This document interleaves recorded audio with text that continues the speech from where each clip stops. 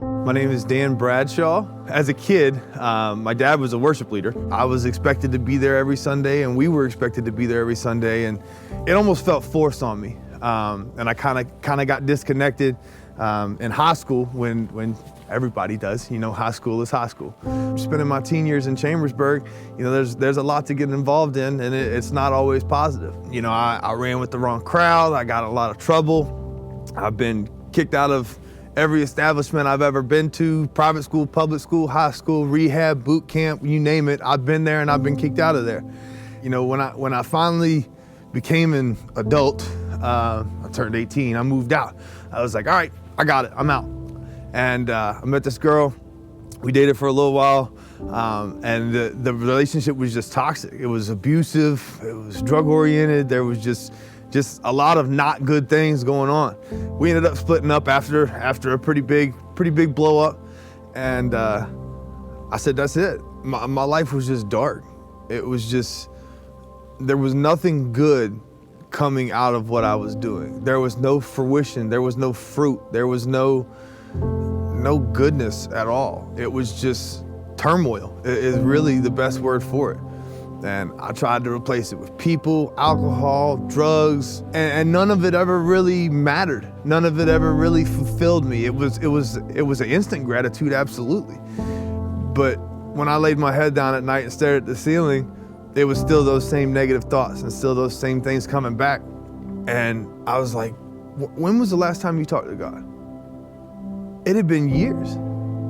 And I never really thought about going back to church, or maybe that was the hole, maybe that was the difference. And all I had to do was pray. All I had to do was ask God, what is going on? Why is my life like this? How can I change this? And I just bowed my head. I said, look, Lord, I'm not gonna chase nothing. I'm not gonna do nothing. I'm not gonna chase no girls. I'm not gonna be anybody other than you want me to be. And 4 days later, I met my wife. I was presented with this answer, basically, of, okay, you said you're not gonna chase anybody, you want somebody to be put in your life, well, here you go, what are you gonna do with it? And pretty much from that moment right there, I thought, okay, I gotta make something of my life. I gotta be responsible, I gotta move forward. 2 months later, we were pregnant.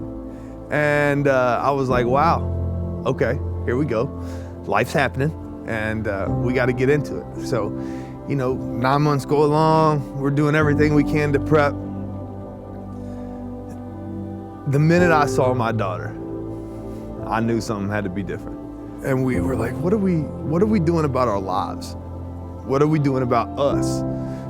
Not just preparing for this baby, but preparing for life in general. You know, so we decided, okay, well, let's just go to a Christian church and see what happens. So we went to one.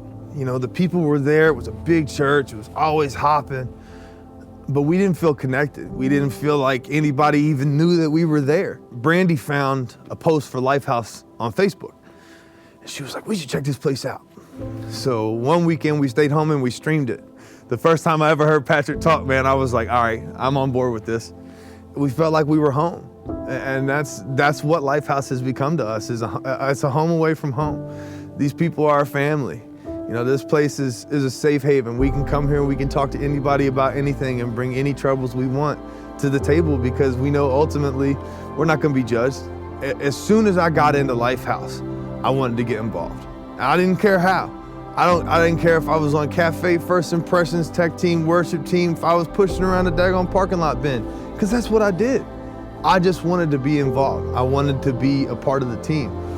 I'm forever thankful for where God has led me and the road He's put me on, how I can just be me, and I don't have to act like anybody. I don't have to show off for anybody. I can just show up to church, praise Jesus, share and show the love of Jesus, and go on about my week and spread His word, man. And that's ultimately what we're called to do. Through this COVID season, it's just been a rock. It's him being that sword and that shield that I know no matter what I go up against, I got God on my side. And me and Brandy say that all the time. God's got us.